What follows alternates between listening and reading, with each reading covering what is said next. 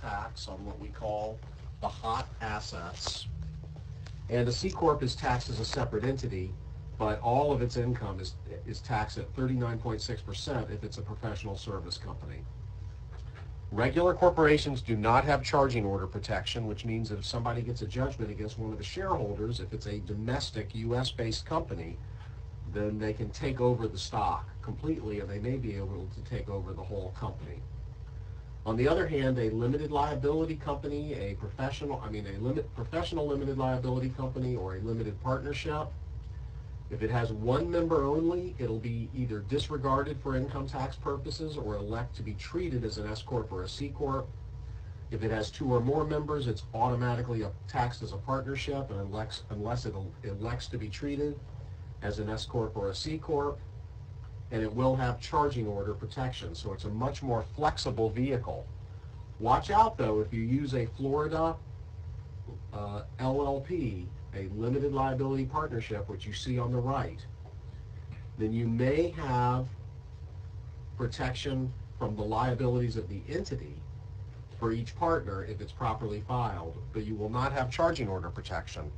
So if I own 60% of a limited liability partnership, and you get a judgment against me, you can take over the partnership, which would not be the case if I own 60% of an LLC or a limited partnership, or what we call an LLLP. So that gets kind of complicated for no reason at all.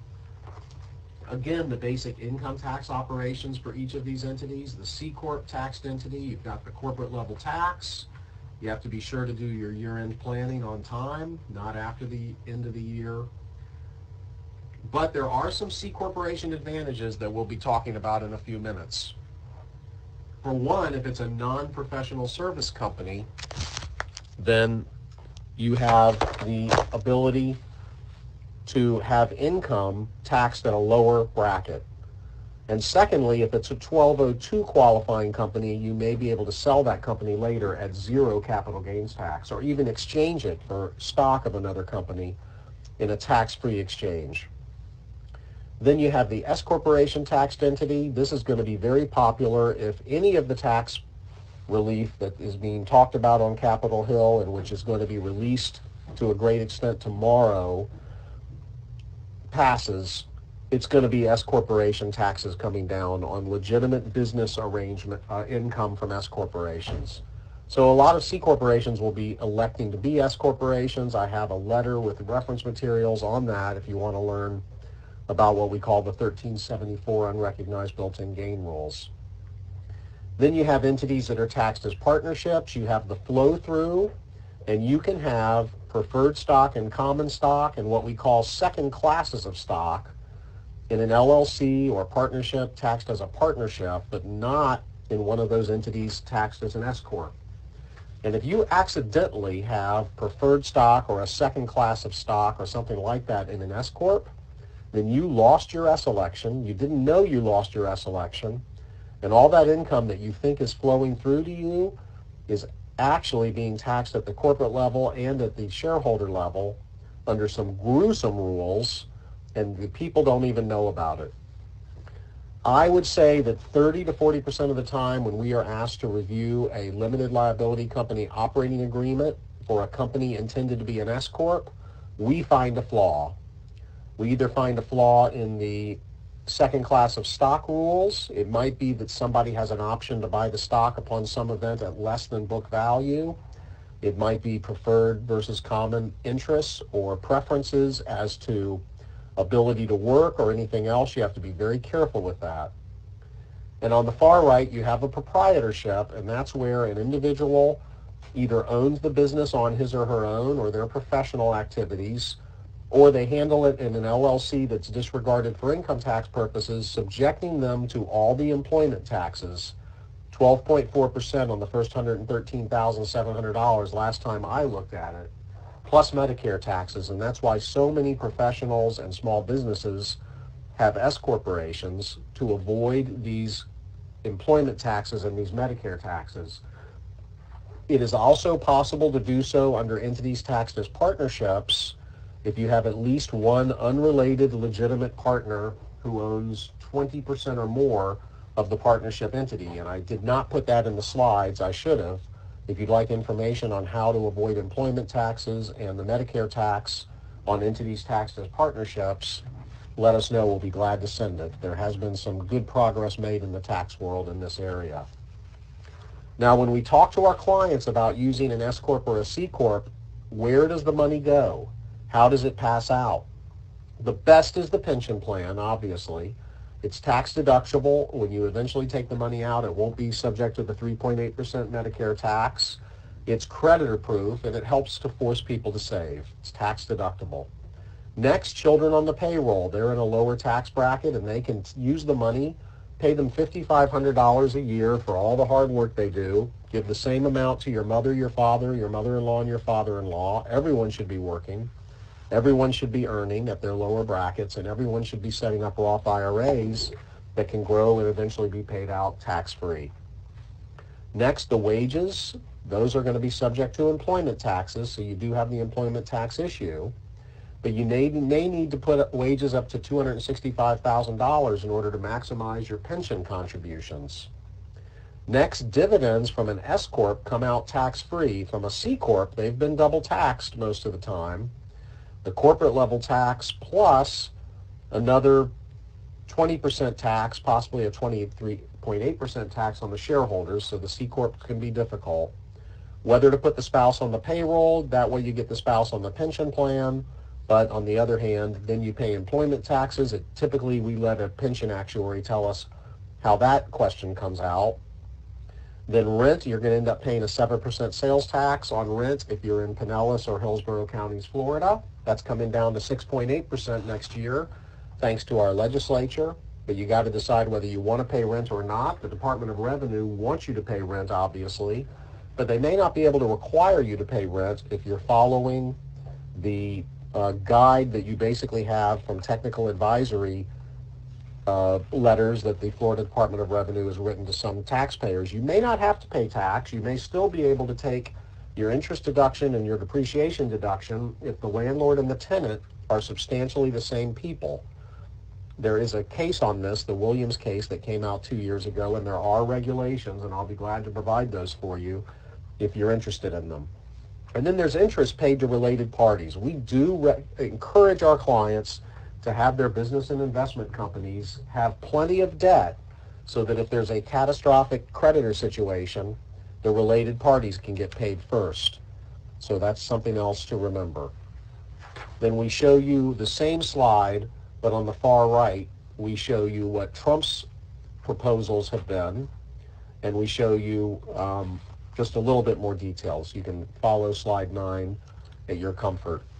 Now, slide 10. A lot of clients come to us and they have real estate under an S corporation. And we normally frown on the real estate under an S corporation and strongly encourage that real estate be owned by partnerships. Without going into the nitty-gritty, you've got the smiley faces on the left, you've got the frowny faces on the right. The only exception that I'm going to add to this slide the next time, or actually so you know about it, is if you have a client who's buying real estate that may get repossessed, because as you know, we're already in another darn bubble. 2005, everyone was buying all this real estate. 2008, it all got repossessed. And at that time, if you had income from discharge of indebtedness in an S Corp that was insolvent, that income did not come through to the shareholder, and it still doesn't. It's insulated in the S Corp. In an entity taxed as a partnership, the insolvency test is done at the partner level. So I didn't explain that very well, other than to say that if you have a client that's putting real estate into companies, LLCs, then typically you have a separate piece of real estate in each LLC. One reason is that if you have to do a Chapter 11 bankruptcy, you can do a single asset Chapter 11 bankruptcy. But the second reason is that if you put it in an S Corp, you're not going to have the income tax issues that you otherwise have when the bank comes and repossesses the asset. Now, one thing I wanted to mention also about real estate is a lot of clients who have residential real estate don't put it in an LLC because the darn insurance rates go up if you try to put residential real estate in an LLC, according to most insurance carriers. Now, some carriers will give you their normal rates if you have the LLC be the beneficial owner of a land trust and then the title to the property is placed in the land trust. That makes no sense at all, but insurance actuaries probably don't make any sense at all either. I've never been to a party with insurance actuaries, but if I ever was at one, it would probably be pretty interesting. Another idea I have here for you is, and we've done a few of these, one spouse gifts the homestead being purchased for a child to the other spouse as trustee of an irrevocable trust, and then that trust holds the property. And under the Florida Trust Code, the trustee of a trust is not responsible for liabilities incurred on property owned by the trust unless they're personally negligent. So it's going to give you the same insulation from liability as an LLC will give you. And in addition, this trust can be out of the grantor's estate for estate tax purposes. It can benefit the other spouse as needed for health, education, and maintenance, and it can have the advantage of the homestead exemption using the child who lives there as the person under the Florida homestead law, if you have the right language in the trust. And if the child has a one-time withdrawal power of the amount placed in the trust, then it's a 678 trust, we call it. And the child's ability to exclude up to $250,000 of income tax on a capital gains sale of that house will also be available. So that's the Child's Homestead Irrevocable Trust, and an example on a few of the alternatives you have. Now, if you want S-Corp status because you like S-Corps and you want to avoid employment taxes and you don't want to worry about whether partnerships enable you to do that, and if you want second classes of stock, then consider a partnership of S-corporations.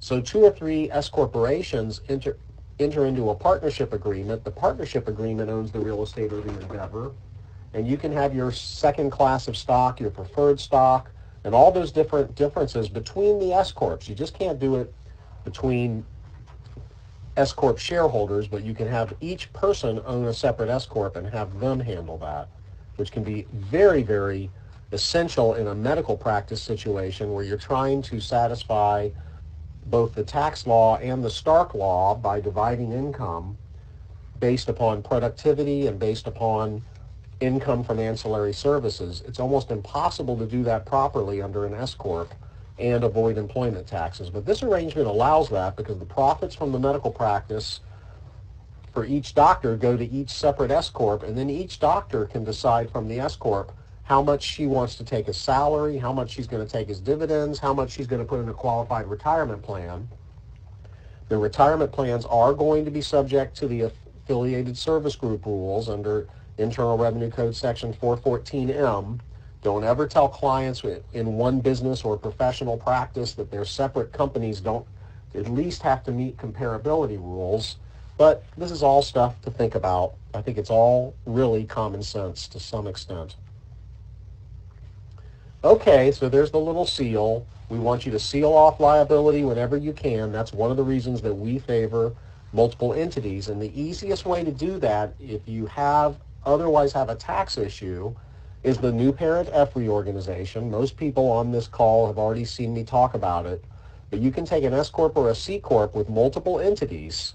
Typically, with multiple assets, and typically if you move an asset out of a company, you trigger income tax as if the company sold that asset. But you can set up a new parent company, which you see in the middle slide here. It can own the existing company or the historical company.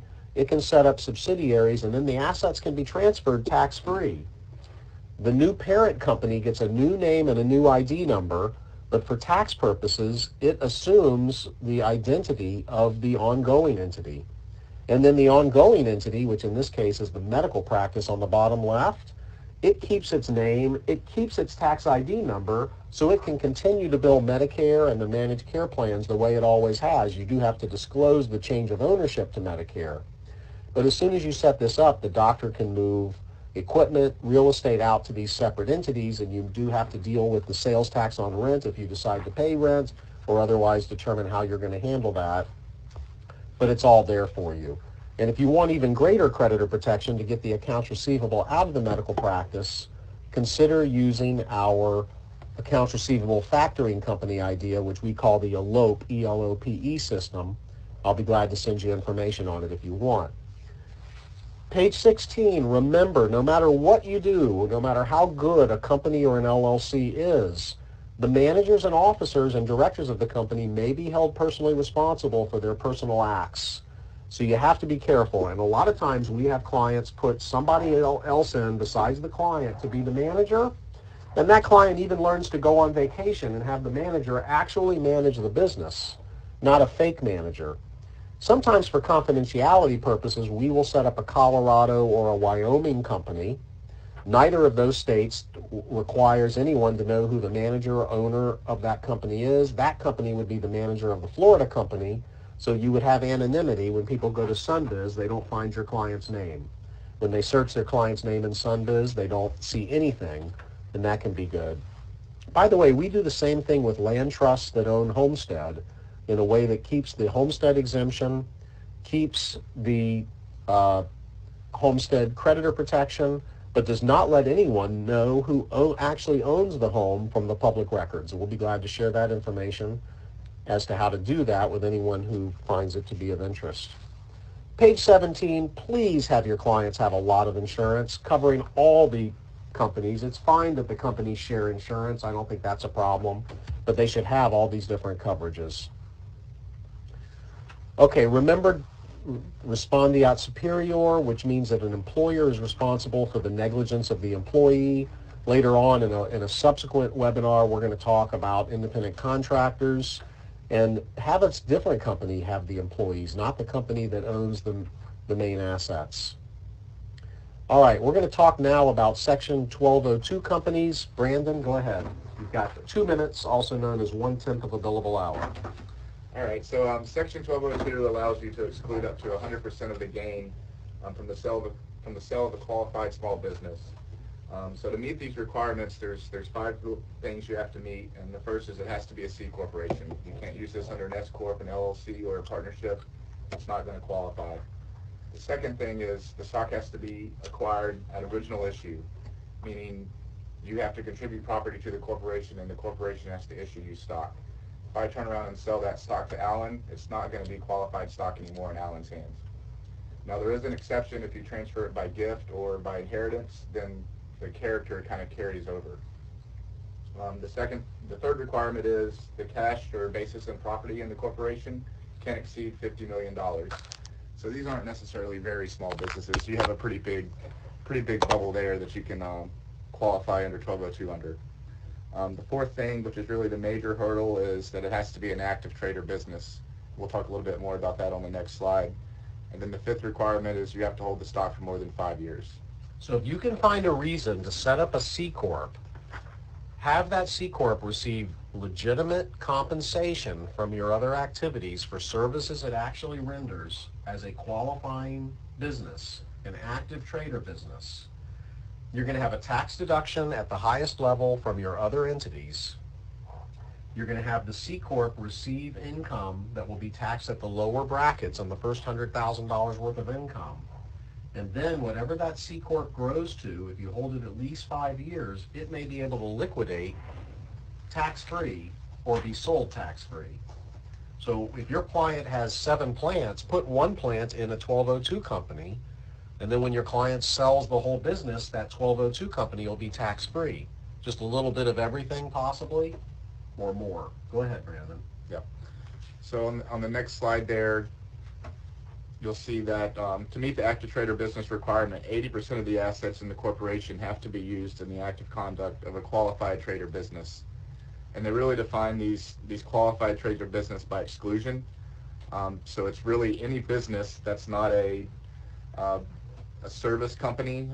It's not going to qualify. Banking, insurance, leasing, investing business, those aren't going to qualify. Farming does not qualify. Oil and gas companies are excluded under 1202. And then also the business of operating a hotel, motel, or restaurant, or any similar business is also excluded.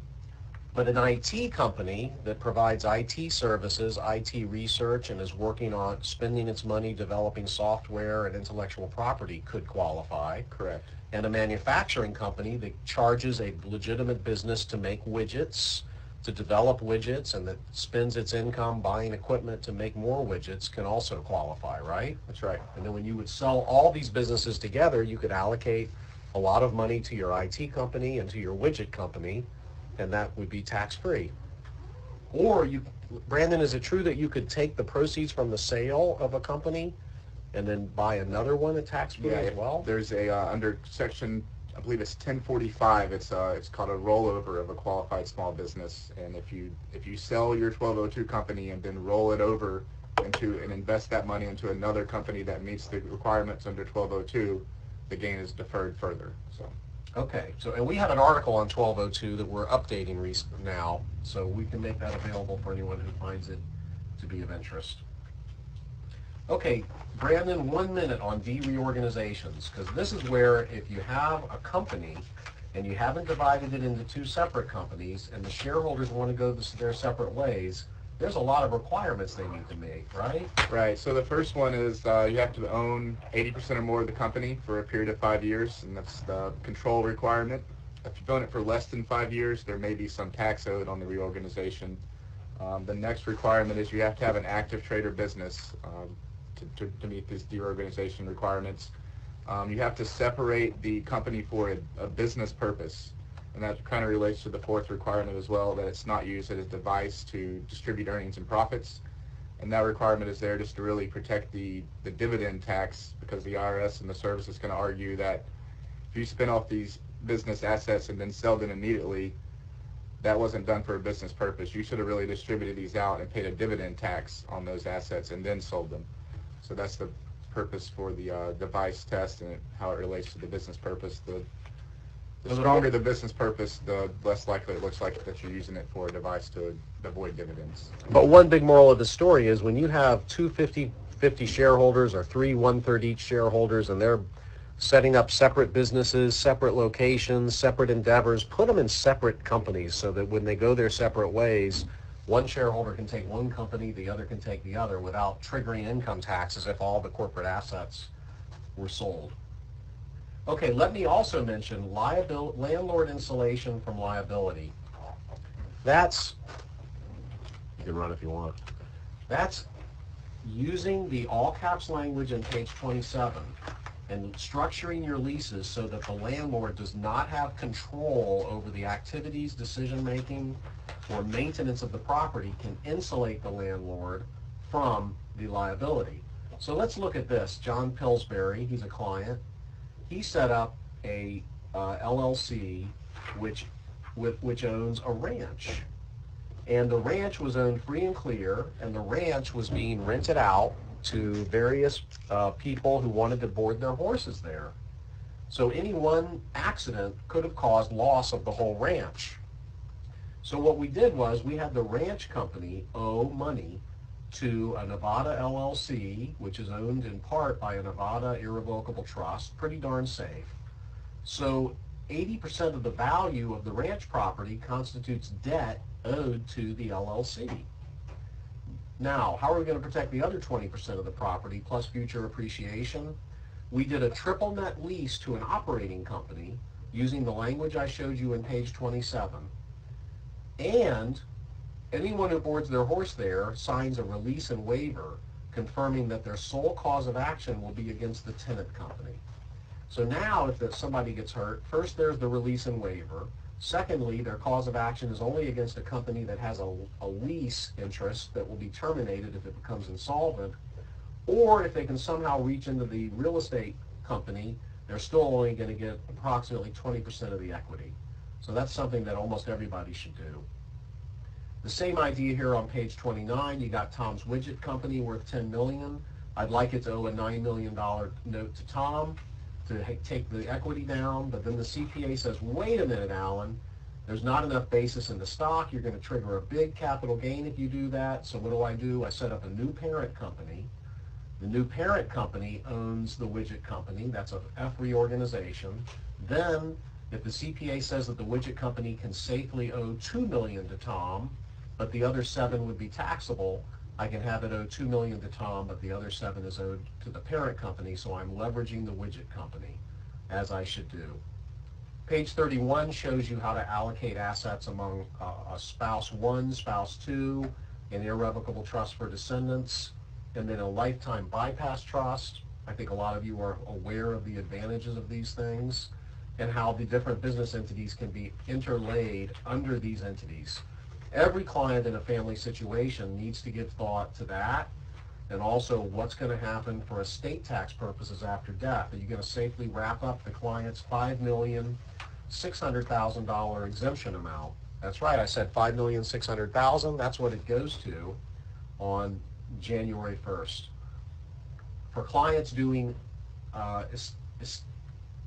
estate tax planning because they have to, because everybody's waiting to see if the tax will be eliminated, but some people have to make large gifts now because of possible business transactions. Consider the reversible asset protection clone trust. I've got an article on that I'll be glad to send you. It can either be returned to the grantor if the estate tax goes away, or folded into existing dynasty trusts if the estate tax does not go away. Okay, I've got a single person here. How do they own their assets? Well, the homestead's owned directly in a revocable trust to avoid probate. May own 97% of some entities. Irrevocable trust for the children in Florida. Offshore asset protection trust for non-S Corp stock. A Nevada asset protection trust for S Corp stock. And on we go. Here you have a client whose family limited partnership will invest in mortgages where he may be sued by the borrowers, a hedge fund where he may get a clawback order by a bankruptcy court if the hedge fund ever goes under and he received more than his share of distributions, and 26% of an entity he owns with a friend who's going to be angry if he gets a charging order against him, and then the friend can't receive his 74% because the client's 26% would be lost to creditors and they wouldn't be a real friend. So the family partnership opens up one Nevada LLC as a subsidiary to do the mortgage lending. So if there's a problem with the mortgage lending, you don't lose the rest of your partnership interests. Another LLC for the hedge fund and another LLC for the common deal. Finally, I'll skip some things. Think about this. Here's the family business, taxed as an S Corp. It pays money to an intellectual property development company, which could be a 1202 company or could be an S Corp. It pays rent to a real estate LLC, all owned by different family members. So you could take almost any business, and you probably should take almost any business and decide how it might be divided. Okay, I've got a lot more slides here that you can read on your own. I think you can understand most of them. Other slides we'll be using later on. I want to thank everyone for attending this webinar. I will entertain any emails any questions by email today, and have a fantastic day and evening. Thank you.